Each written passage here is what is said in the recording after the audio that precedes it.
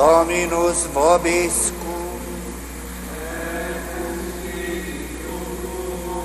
Sequentia Sancti Evangelii secundum Mattheum.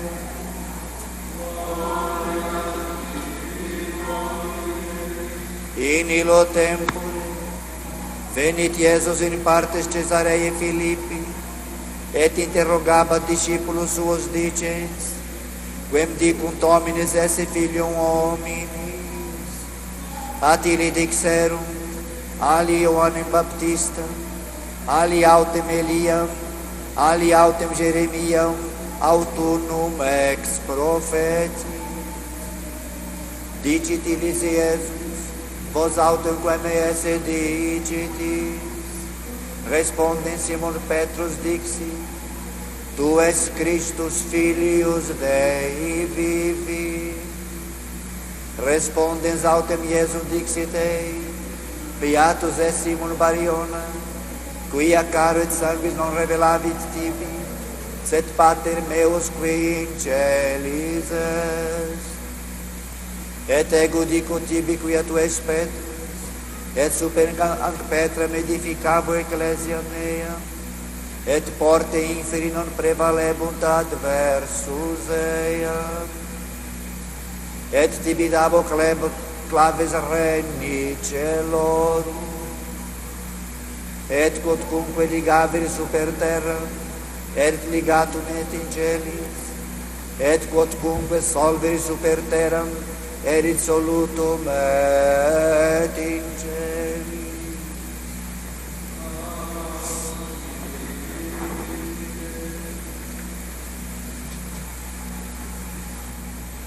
Naquele tempo, tendo Jesus ido para as bandas de Cesareia de Filipe, interrogou os discípulos, dizendo: Quem dizem os homens que é o Filho do Homem?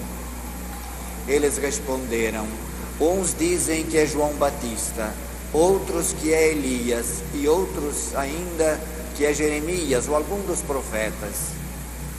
Vós, porém, perguntou-lhes Jesus, quem dizeis que eu sou? Simão Pedro respondeu: Tu és o Cristo, o Filho do Deus vivo. Jesus então disse-lhe: Bem-aventurado és tu, Simão, filho de João, porque não foi a carne e o sangue que te revelou isso, mas o meu Pai que está nos céus. Pois bem, eu te digo que tu és Pedro, e sobre esta pedra que tu és edificarei a minha igreja, e as portas do inferno nada poderão contra ela. Mais ainda, dar-te-ei as chaves do reino dos céus, e tudo o que ligares na terra será ligado nos céus, e tudo que desligares na terra será também desligado nos céus. Palavra da salvação.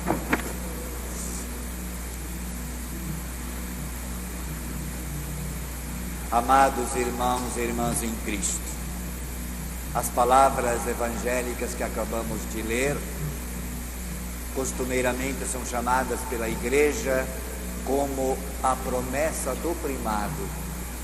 Isto é, Jesus promete a Pedro que sobre sua pessoa, tu és Pedro, isto em grego, Cefas, pedra, tu és pedra, e sobre esta pedra eu edificarei a minha igreja.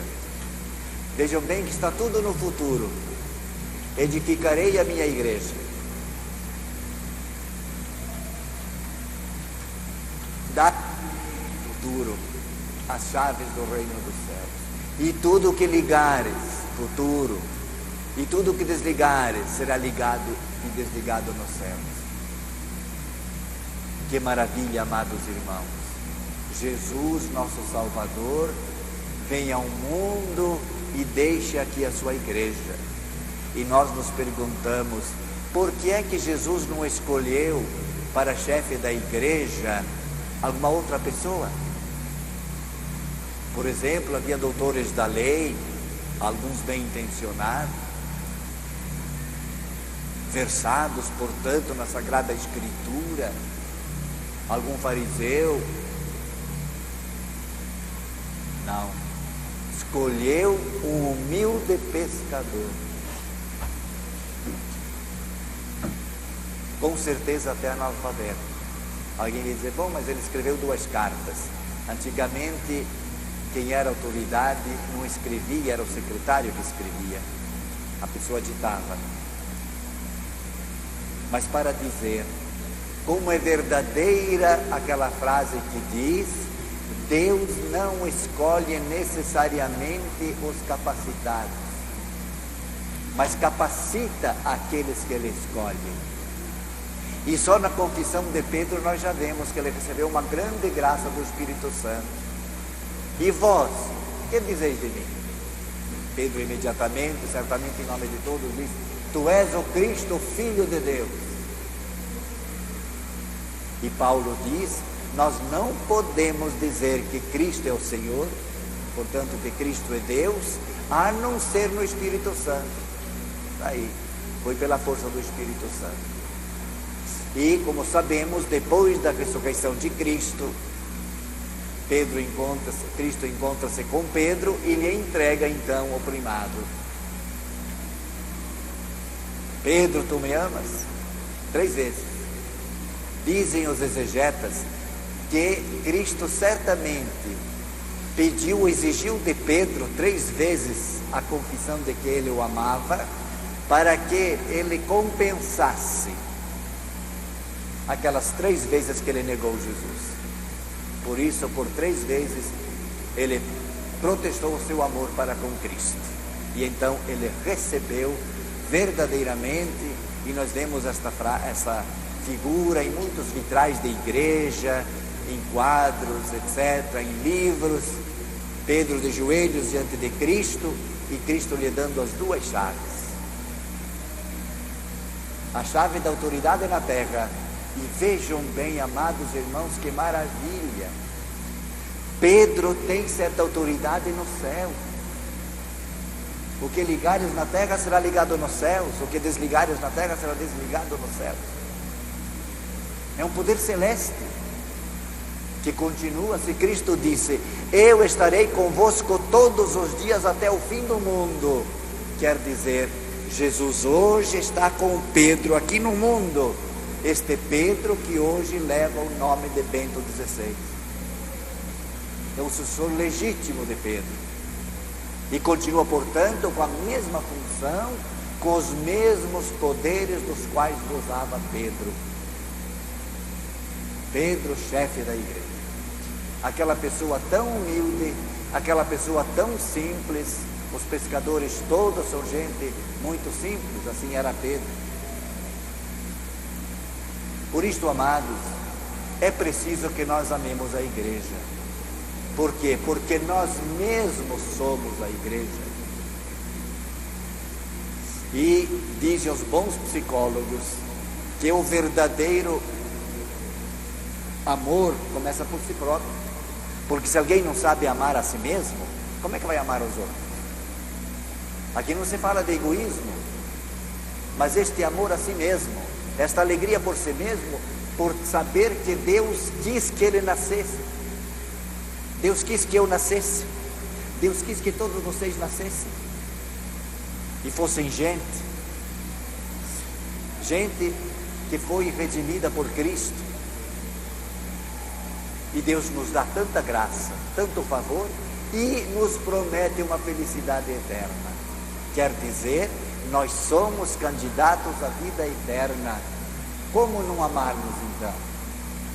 Apesar das fraquezas, apesar das dificuldades. Aliás, de Santo Tomás de Aquino, ordinata caritas incipita ipso. Quer dizer, a verdadeira caridade, o verdadeiro amor começa por si mesmo. Por si mesmo. Por isso se diz também, quem não sabe, aliás, São Paulo diz isto, quem não sabe administrar a sua própria casa, como haverá de administrar as dos outros? Fala isso a Timóteo. Então, amados, tenhamos esta consciência. Nós estamos nesta mesma igreja que foi fundada por Cristo. E nós vemos hoje como o diabo está solto neste mundo, iludindo as pessoas. E este diabo, ou estes, que são muitos certamente, como diz São Paulo, a nossa luta não é só contra a nossa concupiscência, mas contra os espíritos do mal que povoam os ares. E eles sabem muito bem agenciar os líderes dessas religiões que existem por aí. Hoje podem ver qualquer garagem antiga já é igrejinha, e depois vai crescendo para ter cada vez mais dinheiro. Quer dizer, usa-se do Evangelho, usa-se do próprio Cristo para fins materiais. Ou como disse já o profeta Isaías, pastores se ipsos pacientes non gregem, isto é, pastores que se apacentam a si mesmos e não o rebanho. E a verdade é esta, nós sabemos de casos concretos, quantas pessoas que deram coisas que eram indispensáveis para a família, coisas de valor, e deram, em troca de promessas de curas, etc. Só para vocês terem ideia, eu tenho conhecimento de um caso concreto, sei onde a pessoa mora. Esta pessoa do Senhor, muito respeitável, mas vocês mesmos sabem, sobretudo vocês que são pais, se uma criança está doente e de difícil cura, vocês fazem de tudo para ver se essa criança sara, não é verdade? Pois bem, esse senhor tinha uma criança, uma filha de 8 anos, já desenganada pelos médicos, e havia aí uma associação de pastores, não sei se alguém se lembra, lá na Marechal Deodoro, havia, inclusive puseram até o nome de Capela da Nossa Aparecida, que eram pastores protestantes, quer dizer, falsos, depois a polícia pegou, mas prometeram a este senhor, que se ele desse a jamanta, vejam bem, uma jamanta nova, nem estava paga toda ainda, se ele desse aquela jamanta para a igreja, a sua filha seria curada imediatamente. E ele deu. Vejam como eles têm poder de convicção. Peça para um católico para aumentar um pouco o dízimo, quanta gente já chia, e não só chia, mas até xinga o padre, acha ruim. Isso é conscientização. Agora lá, imagine uma fortuna dessa, quanto deve custar uma jamanta completa? Quanto? E ele entregou. Resultado, não levou nem um ano, a menina morreu. Mas a jamanta até hoje ninguém mais achou. Vejam, portanto, amados, como São Pedro diz mesmo, hoje é dia de São Pedro, a liturgia de São Pedro, ele mesmo diz que muitos falam de Cristo, ávidos, notem bem, ávidos do lucro vil. E antigamente o que se chamava de vil era o dinheiro, vil, ávidos do lucro vil. Por isto, amados, tenhamos nós sempre esta fé certa, esta fé pura, esta fé simples, para que nunca nos desencaminhemos, para que sempre pertençamos a esta igreja de Pedro. Vejam, aquele pastor protestante, não me lembro em que ano foi, mas havia um congresso de evangélicos na Alemanha, se não me engano em Tübingen, e numa das sessões este pastor falava e dizia a todos, pastores e fiéis deles: nós continuamos desunidos e continuamos a ser desunidos. Por quê? Porque nós não temos Pedro. Se isso saísse da boca de um sacerdote, de um bispo, do papa, tudo bem, não há problema nenhum. Mas sair da boca de um protestante, nós nos dividimos sempre mais porque nós não temos Pedro. Porque Pedro é sinal de unidade. E nós vemos que isso começou desde o tempo de Jesus. Podem ver que Pedro sempre tinha precedência sobre os demais apóstolos, não é? É a ele que Cristo manda pegar aquele peixe e tirar da goela uma moeda que havia engolido, para com aquela moeda pagar o imposto. Por Cristo e por Pedro, não por algum outro discípulo. Ressuscitado Jesus, vão anunciar a Pedro e aos demais, mas Pedro sempre citado em primeiro lugar. Quer dizer, desde lá já todos tinham essa convicção: Pedro é realmente o chefe da igreja fundada por Cristo. É claro que este primado de Pedro, é claro, foi evoluindo, foi se esclarecendo cada vez mais, mas o ponto inicial, o fulcro da questão, está exatamente no que acabamos de ler. Tu és Pedro, e sobre esta pedra edificarei a minha igreja. Tanto assim que no começo do cristianismo já se formou um ditado que o povo repetia: ubi Petrus ibi ecclesia, isto é, onde está Pedro, aí está a igreja. Não é em outro lugar, é onde está Pedro.